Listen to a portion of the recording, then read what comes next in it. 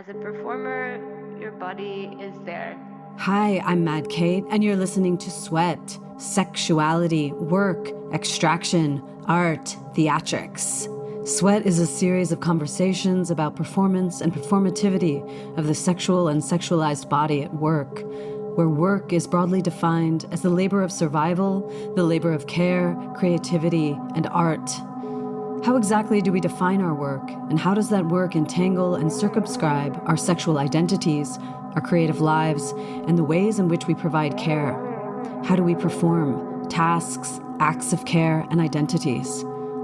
Anchored in our always already racialized and sexualized bodies, our complex intersectionalities, these conversations are a means of relating through work to each other. I hope they contribute to dialogues which normalize sex work as work and all work as deserving of respect, healthy conditions, and a living wage. People who like BDSM has to make a very long journey to accept themselves, because otherwise they judge themselves as the judgment comes from outside. And it's a very complicated journey, but it's just a different way to perceive the pleasure and feelings, and to create different kind of lines and connections with people. And this is highly somatic. This month's conversation is with Ambrita Sunshine, a BPOC queer artist and performer actively working between the European and West African scenes. Coming from a multidisciplinary path, she trained as a dancer and choreographer, creating a fusion between various disciplines, including BDSM, sexual energy awakening practices, tantra, dance, and the use of sound and voice. For me, the concept of healing don't exist, because to heal something, we need to come from the perspective there is something broken. So we start from the point of view of the judgment. And if I don't judge, there is not exist something broken or wrong. We met in Berlin during our rehearsal period for the project Sweating Together, in which we composed a duet. Ambrita has been working for the last 3 years, completely nomadically. This question about the working body is a very big topic for me, and I think for a lot of people. First of all, because I am a performer, but I come from a long journey into the contemporary dance. Around 10 years ago, I felt that I want to leave the contemporary dance world because it's too strict for me, because the bodies are considered as instruments who have to make the choreography. But there is, for example, a very big lack into feeling the sexuality. So, for example, for me, the sexuality is super important, and I love to feel this energy and this power, and I don't want to hide. Where I come from, so in Italy, are two words very separated. Like when you are into the dance body, you cannot go around to all these feelings and excitement as sexuality. And I felt I cannot really express myself as I would love as an artist. So I started to move into the contemporary performance, where I can feel I have more space to express what I feel. And also started to meet people who are not dancers. And I love so much to meet other bodies who have a lot of stuff to say, a lot of human beings who have a lot of stuff to say, but they were not trained in this super strict way where the bodies are considered machines. So one thing is that one. And when I perform, most of the time I'm not feeling that I am really working, because in my mind, for example, work is something that is not so nice to do. It's something is hard, but we must to do because socially, economically, ego, for so many reasons. But the word work for me is not related to something where I find my pleasure. But when I perform, I find my pleasure a lot. Because of that, I decided to do that. And I try, for example, to don't perform if I don't feel it. I try to don't accept proposals where I feel are not really related in what I do. Because like before, I was feeling that I need to work. I need to do performances. I need to do show because this is my job and I must to do it all the year. And then I realized that I was not anymore happy. When the big, crazy COVID situation came, I was in Ivory Coast and I was not able to come back in Europe and all my shows were canceled. And I felt blessed. It was crazy, but I was happy about. I felt like, okay, finally I can rest. Finally, I don't have the obligation to do something that I don't feel. I'm very happy that I can just stay with myself and discover if I still love to use my body as a performer or not. And during this time, I can discover other possibilities. And I spent in Ivory Coast around 2 years. And finally, I felt that I don't want to do everything they asked to me or any kind of proposal, but I started really to make decisions about. I spent most of my time studying stuff that I was super interested to regarding energetical healing and the spiritual journey. Finally, I had the time to spend all my days into practicing meditations or opening books and read finally. And I really enjoyed. I was so happy. I was going around there, teaching meditation classes in the middle of the woods or doing retreat on the beach. I was very connected with people also in Europe who needed help in this crazy situation.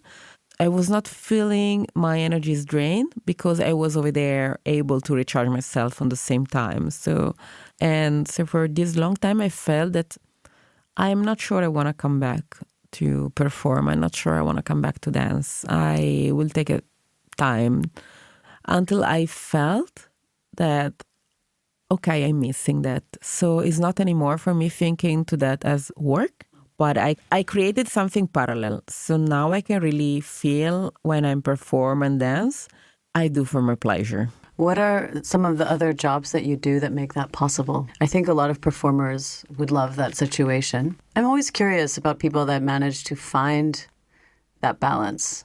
This is weird, but what's happened during the time, I really create a system where all the jobs that I do because I really love. So no one job is like something that I must to do, but there are few different and all I can do it for my pleasure. So there are the things that I do. I am a dominatrix and since more than 20 years, and I started very young and I always did for my pleasure. And then it started that I start to do it that for sessions and I like it, but not always. And now I give to myself the possibility to do BDSM sessions as dominatrix when I really like it, when I really know I can enjoy that space where I can express myself and I can play with people that are really intrigue me somehow. And if it's not that the case, I just say, no, thank you. It's not the only one option. And another job that I do is as an energetic healer and meditation teacher. And I love to do it. I love to help people, do coaching, sustain them, give tools for them to go through their journey. It's really inspiring to have these many different facets of the working life. How does your study in energetic healing inform your practice as a dominatrix or as a performer? Yes, it's informed a lot, I think. To be a dominatrix, for example, give me an understand very deep about the situation of the person that I have in front of me. Because people who decide to have a session for different reasons, so many different reasons. But I don't want to judge, so I try to avoid to have an understanding about why in their private life they decide to do that, because I think it's a moment of release and pleasure and to look for something that maybe is not possible to have in a private space. Or also, private, I mean intimate space with maybe your partner, because sometimes people that I met were not able to share these with their partner. Or I think there are so many reasons. Also, sometimes you want to just have fun in a different way. But the energetical journey helped me to understand, for example, where they are. If they are completely into the mind, if they are into the body, into the sexuality, into the fear. Actually, there is a lot of people who come to me trying to use the BDSM as a way to work in their traumas also. And I'm very happy if I can mix these two things and help them. So it's happened to me a few times that people officially who knows that I do this both work ask it to me to do kind of healing session through BDSM. So I mix, for example, different kind of play, games and tool with a journey into help them to open, for example, the journey of the traumas. That's beautiful. Can you tell me a little bit more about how that could work? Yes, definitely. For example, before to start, we have a very long discussion about where are their fears or what's bringing them to me and what they will love. It's very important to me to know what they will love, because to work as a dominatrix and as an energetical healer is completely different than what I do in my private life. So, for example, if I have my private play in my private life, it's not only about what the person who come to be topped by me desire. It's also about my own desires. Yeah, sure. So there I go in that place with a totally different intention. But if a person come to me with this kind of request about to do this journey about healing something, I need really to understand what the person needs. And sometimes the person cannot express by word because the person is not aware about. So I need to go to dive into this journey and to understand. And then we put the boundaries and the safe word. And then I start to play it with the different kind of ways or tools that I feel can be a journey for the person. So, for example, I can use ropes. I use ropes a lot with people who has difficulty to let it go and who has like panic attack or this kind of thing. So I play through the rope, but on the same time, I am with their consent, of course, because we discussed it before, but also I go to kind of intervention through energetical healing on the same time. During I tied with my ropes. So I am unlocked, for example, chakras or past memories, and I let it go, those past memories, to help the person just to let it go what is not able to do by themselves. Wow. Yeah. So I can visualize you being with somebody in a scene as a dominatrix, but I'm curious how you are also able to understand where they're energetically blocked if they themselves don't know. I am just able to see. So I can visualize where the blockages are, and I can feel it through my hands or through my body. I developed this kind of capacity to physically and emotionally to be connected with the other person when I decide, not 24/7, because otherwise it's like I'll freak it out. But when I decide I want to go into that, through my hands and body and my visions, I'm able to visualize where I need to go to work. Wow. And is that something that you've always had, or is that something that you have a way of studying? Yes, definitely. I think somehow something like that, it was always in my life since I was a baby, because I always felt stuff like that, but I was not able to give a name. I was not able to really explore or understand better. And because of that, I started a lot of years ago to study energetical healings, and I went in a spiritual journey because I was feeling there was something that I was not able to understand completely, and I was needed to find an explanation and understanding, and also to dive into that. I went into a lot of different schools and journeys, some better, some worse. So I would love to say it's something that I add already, but also I studied and understand exactly what it means and how I can use it, and also amplified a lot. And if the question is also if a person who don't have this can do it, yes. Like through this kind of studies, definitely I became a teacher because I believe in that. So I decided to teach this kind of things, and I am training people even here in Berlin. And this is something that is definitely possible to open in a very also deep level. I want to talk a little bit about somatics. I think it's a word that's used more and more. For me as a performer, it's something that I'm trying to bring into my performance practice, but also my personal practice, because I found it really useful in terms of really understanding how emotions are operating in the body in a physical space.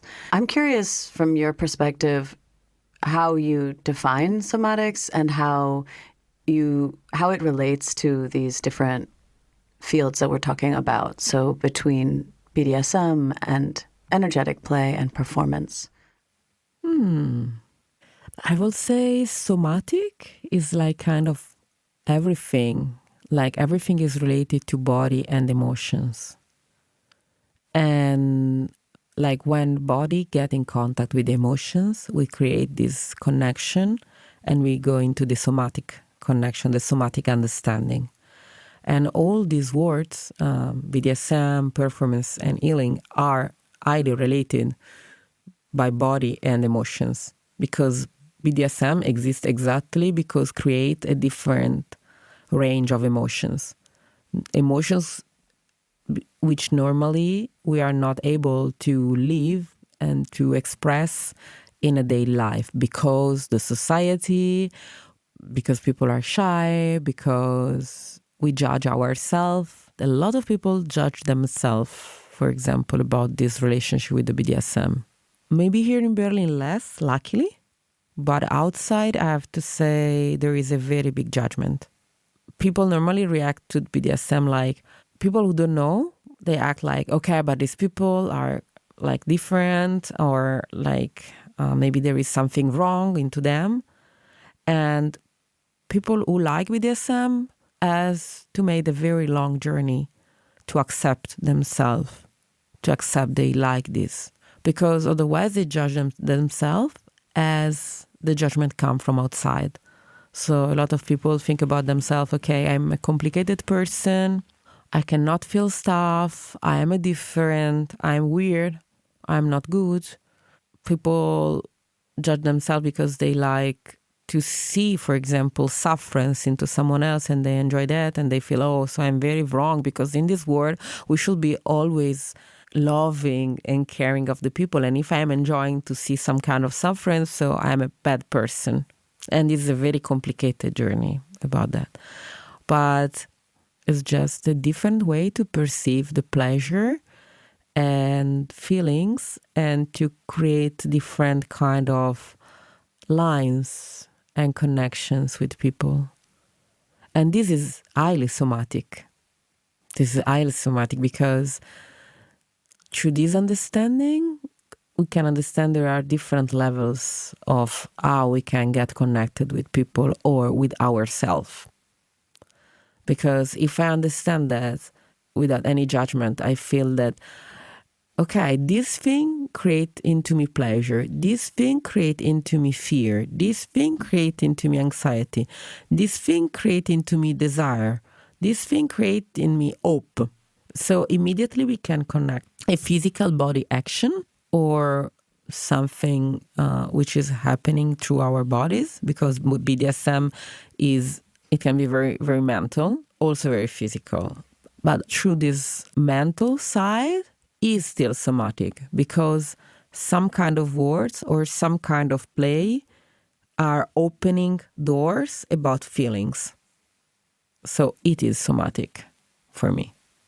And the performance is highly somatic because we are working with our body or visions or creation that will express what we feel.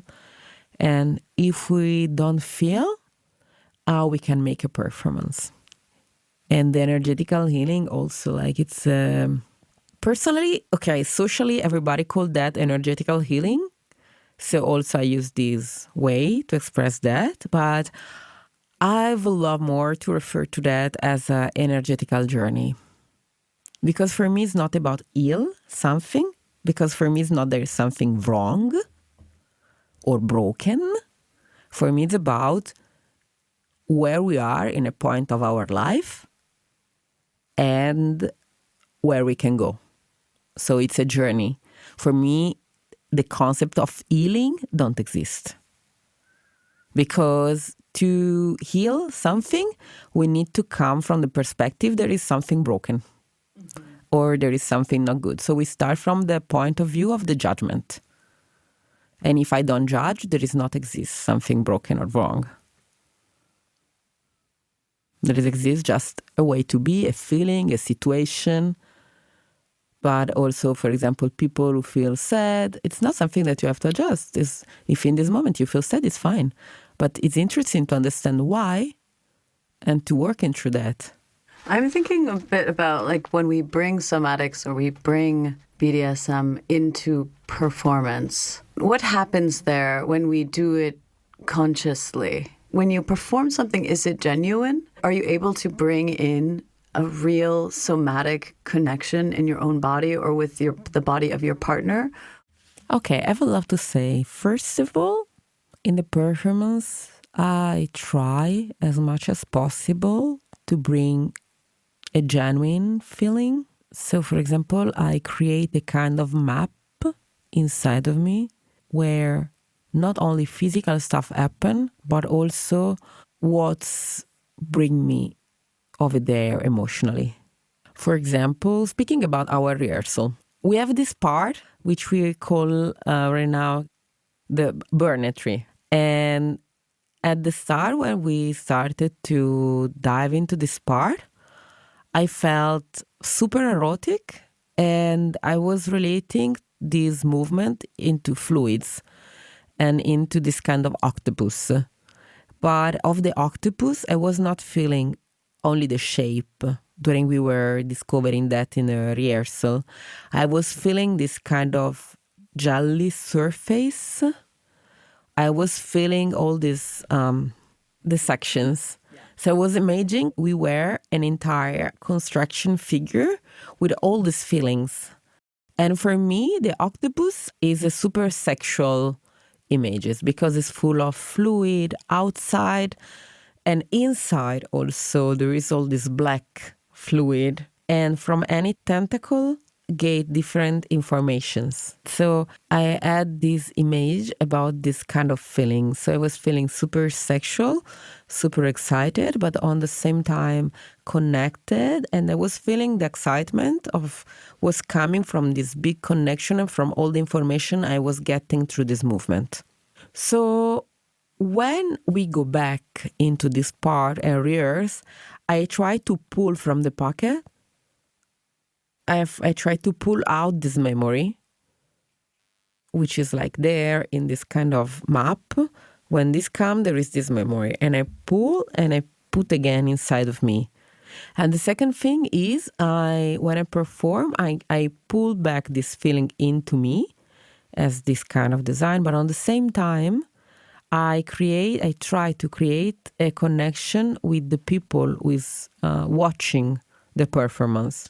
How do you do that? I really try to don't close my energy, but I try to feel the breath of the audience. I want to feel their eyes. Even if we're on the dark, I keep conscious that there are their eyes and their breath and bodies. And I connect with the fact that probably they are sweating. And I connect with, I really physical imagine that I'm creating this kind of lines of energy sorting out from me and going into them.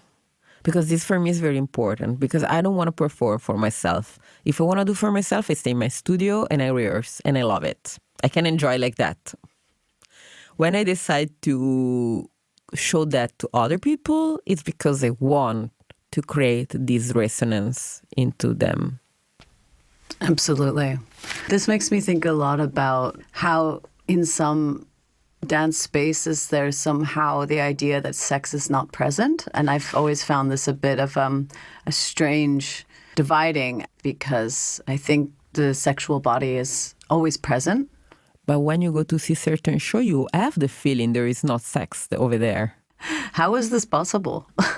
I think it's because everything we think, we create a kind of energy waves, always. If the idea is no sex, no sexual, this is what also the audience will receive. But it's not about to judge. I think maybe some of these shows are amazing. I'm not judging the quality of the show. It's just, you can notice there is a difference. This, I think, it depends from how the performers are thinking about themselves. As a performer, we are, let's say, transmitting sexuality. How do we contend with how the audience feels about that? Like, in terms of consent, or in terms of being pulled into something that makes them feel uncomfortable? How do we deal with that? Okay, first of all, I will say also this is the responsibility of the audience. Like, if they decide to go to see a performance, they are agree about to live an experience. And we can create a kind of alert, like there is nudity, there is a dark space, there is contact on bodies, for example. And so you can decide by yourself if you feel okay to dive into this experience or not. We still love you. I mean, I find the question so interesting, and I'm glad that the dialogue has become more nuanced and that there is more work that I feel like has been done to establish different performance spaces with some of these, what I understand as practices from BDSM, like gaining consent or talking about how to express yes or no inside of these spaces. I'm curious when it comes to like nudity, because we were discussing before, we were discussing costuming, right? And we were discussing what it means to be in the naked body, the symbolism of any kind of costume on our body.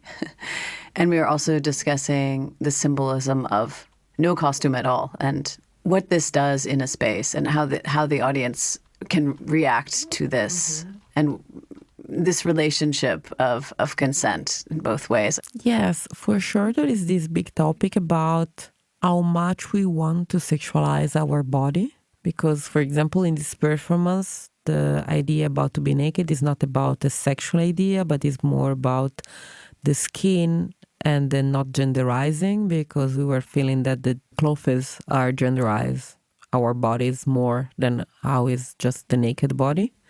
And we want to focus into the skin, into the somatic part, into the feeling. And also we were discussing about the fact that in between the feelings, one feeling is also the sexual desire, which is part of that. It's very complicated for me personally when I feel my body, because of the shape of my body has, can be hypersexualized, but not eroticized. Are two different things. Sometimes I meet people and they are attracted by my body, not because they have a kind of attraction, erotic attraction for me, which is totally fine, and I agree, and I love it because, as I said before, I'm into that. I don't want to shut down my sexuality. But one thing is like to feel me as an erotic person, and one thing is to sexualize certain part of my body, like my boobs, my butt. And for a lot of people also the fact that I am black is a fetish. So sometimes people come to me and tell me, oh, I was always attracted by black women. And I'm like, it's the same as I say, oh, I was always attracted by people who has red hair. Mm-hmm. What the fucking is that? It's like, you are a human being. I'm a human being. We have so many stuff inside of us, so many characteristics.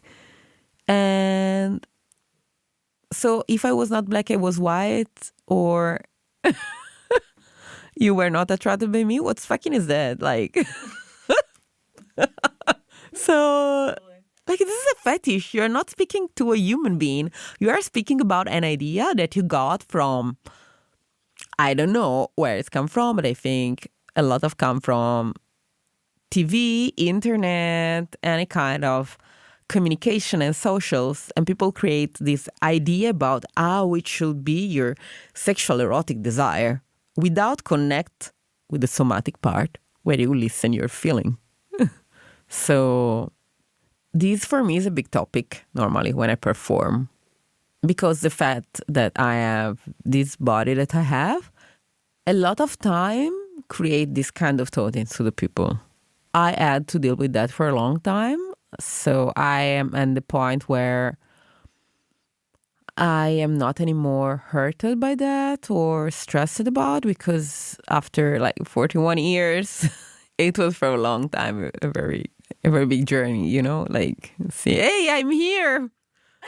You can speak with me before to speak with my boobs. Hey. As a performer who, like, let's say in a dance performance where you're not speaking, how do you deal with that then? Because you're kind of, all of these ideas of the audience are adhering to you, are sticking to you. I think during the years, I just learned how to don't hold all this thoughts from the people and just leave this stuff just crossing me as wind and don't stay on me. Because I learned that if I go on the stage, definitely the people will see me. And there will be one part of people who will see Ambrita, the performer, and what Ambrita is communicating. But there will be, of course, another part of the people who probably will see my show and will talk on my butt, probably. And I am, like, aware. And I try just to let it go. And if they are into that, I feel like I cannot change people. Probably it's their journey to dive into that. So you've been dancing in Ivory Coast and also in Italy and a lot of other places as well, but I know that for some time you were living there. Like, how do you feel that some of these interpretations from the audience are different in that context? In Ivory Coast, it's a bit a generalization, but I would say it's a very big different feeling. Okay, first of all, Ivory Coast, the 90% of the population is BPOC. So I'm not so different from all over the people around, which make me less visible because and my body also is not so different from the bodies that are around. So again, nobody is focusing to me and nobody is fetishizing me because I am look like the rest of the population. Sometimes the people are attracted there because I am mixed. So it's visible that I am not completely Ivorian. And this put on them, yes, desire, curiosity, of course. But I feel highly less than here in Europe. And about the performances, I feel a very different regard. I don't know why. And I don't have a clearly explanation about that. But I have the feeling that people are not fetishizing other people so much. Maybe I'm wrong, but I have this feeling. There is this kind of way where when I'm there, the people I connect with are more interested in to understand who I am than how I looks like. the performance world is very different because unfortunately, and this is the part to make me very sad, most of the population don't accede to artistic spaces. Sometimes they don't have access because money situation, but also when the events are for free, they don't have access to the information to get there because the social system is completely different. Also, there are not so many spaces to perform, so the scene is very small. And most of the people are more occupied by live their lives because for so many reasons, I think economical situation, a lot of kids to take care, the priority after a daily work is to rest or to enjoy the friends, for example, or to eat with the family, and not to prepare themselves to go to a show. What has spending time there and your journey that took you there brought to your working body? What are some of the knowledges that you've gained from spending time there? What were you looking for? Did you find what you're looking for? I think the most big things that I get it and really changed it definitely in my life in terms of performance was the idea that any idea you can have is good. And I love it so much. When I landed in Ivory Coast the first time, it was a bit more than 10 years ago. And I was there to visit my family. The civil war was just finished, so before it was not possible for me to go there. And I went to the University of Art and Performances, and I met a few people. And I met this amazing choreographer back home, which is still one of my best friends today. And then I decided to start the journey of studying over there. So I went there to get to my 2 master's degree over the years. And I was coming from this very strict dance world.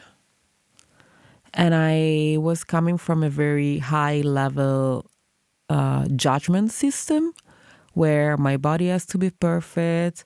I cannot do something because someone already did this idea, or you need to always look for the new steps or new stuff to show. And every time I was like proposing, for example, also to go in my sexual body and stuff, everybody were like, no, but we cannot go there. Like, it's too much. Either once I received a commentary from a choreographer that I love so much. And he told to me, your creations are amazing. When I watch what you are doing here on the rehearsal space, it looks like a tableau vivant. And put me in a very dreamy space. But honestly, I cannot produce you because I don't know where I can sell your work. And so I was coming from that and I was very sad, like, okay, but how I can be an artist and on the same time be commercial? Because if I need to survive with that, if I need to sell my stuff and to get my money, to pay my rent, my food, and my art is not available to be sold, who is an artist? Like, to be an artist means like I should be free to express what I'm feeling, what are my visions. So when I went in Ivory Coast, I was with this big feeling, and I went there actually looking for new perspective, new bodies ideas, and also it was a journey for myself. I was needed to discover this health part of me, because the health Italian side, I discovered all my life. But I was needed to get in contact with my health part in Ivory Coast to understand, but not only the family, because family can give to you food and hugs and a good Sunday for chatting, but I was needed really to discover culturally what means. And I was needed to discover also the dance and the ancient rituals, the stuff that I'm really interested in to discover, which are crossing my past, my ancestors just coming to me. So I decided to go there. And during I was doing my first master, Bacom asked to me to do this work. She said to me, look, she's the contemporary choreography teacher over there. And she asked to me to do a creation. And during this time, I was always asking, but do you think this is good? Do you like? Do you think? And she was like, do you like? Do you feel that in your body? Do you enjoy when you're dancing this? If you feel that you are enjoying and your dreams are open, of course it's good. Do you feel inside you are enjoying what you're doing? If you're enjoying, also the audience will enjoy, point. That's beautiful.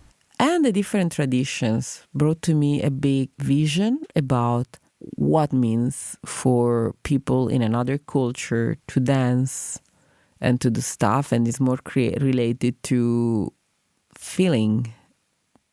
It's more related to, for example, ancestors, or some dances are made as a witchcraft protection, for example, or initiation, or for different reasons, but brought me really in a different space where the dance is not only about, I'm an artist, I create something and I show to you, but it's about a community are practicing something to create a kind of energetic wave. It's completely different. What are some solutions to this? Or is this a problem? Or what are your thoughts on that? For me, the problem is a disconnection by the people are thinking to themselves as disconnected. There is, in one hand, the people think to their bodies, and in the other hand, the people think to their minds. And the two things, most of the time, are not connected. There is this big disconnection. And this is, I think, our society, our contemporary society.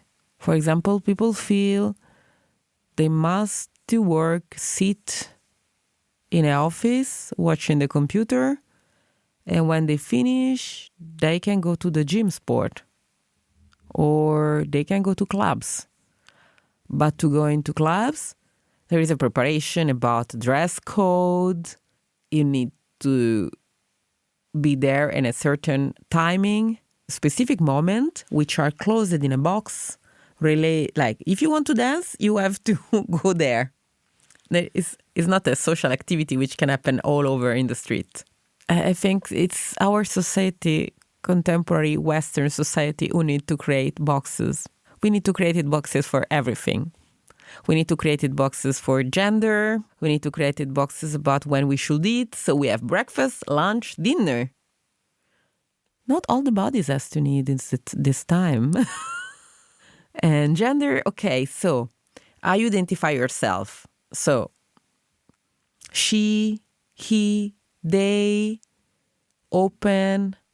But for me, for example, the question is, as a queer person, really I need to identify myself?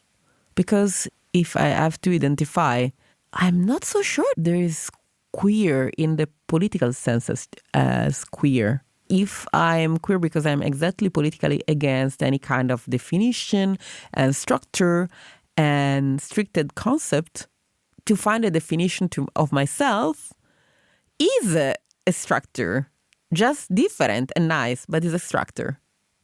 I would love a world where really there are no boxes and like we can just flow every day in the direction that we desire. And just don't ask to give to the people explanation, but just from the other side, there is like an attitude about to be like, I would love to eliminate the judgment. This is my thing. Because if there is no need to judge and to put people in the boxes, I can feel free every morning to wake up and to have an idea about myself. And I don't have to spend the time to think I will justify who I am, or I can just live who I am. In all the senses I speak, BDSM, energetically, performative, sexually, identity, all. This is like utopic vision, but if we don't like utopia, why we are artists? You just heard from Ambrita Sunshine, a queer BPOC artist and performer actively working in both the European and West African scenes. She uses BDSM, sexual energy awakening practices, tantra, dance, and the use of sound and voice in her dances and choreographies. You can read more about her in the show notes. I'm Mad Kate, and you've been listening to S.W.E.A.T, a series of conversations about performance and performativity of the sexual and sexualized body in work. The theme music was composed by me and features the voice of performer and actress Lori Baldwin. S.W.E.A.T airs every second Tuesday of the month at 13 hours Central European Time on Collaboratio Free Radios Berlin Brandenburg, broadcasting on 88.4 FM in Berlin, 90.7 FM in Potsdam, and streaming online at fr-bb.org. Afterwards, it's available for streaming from your podcast app.